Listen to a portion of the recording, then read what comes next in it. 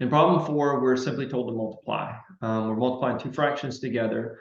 So there's always the possibility when you're working with fractions that you're going to be able to reduce whatever the final fraction is that you come up with.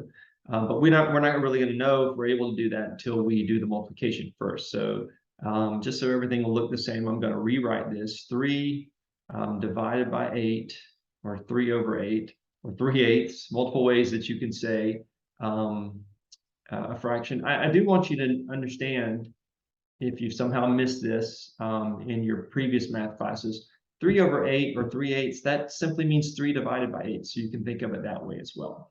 But anyway, 3/8 times 4/5.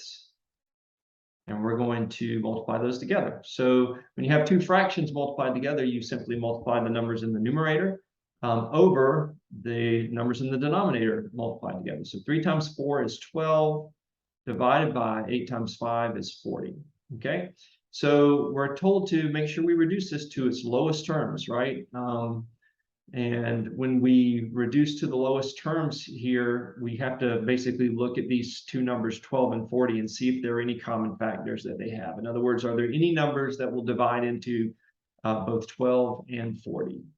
And one that should be sort of obvious to us is that 2 will divide into both of these.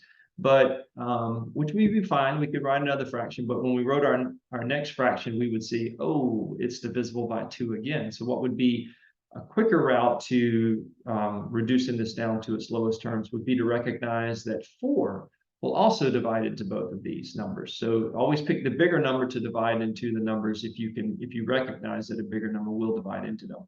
So 12 divided by 4 will give you a 3, and 40 divided by 4 will give you a 10. Now 3 and 10, you can't reduce those any further. There are no common factors of 3 and 10. So that's actually our final answer here.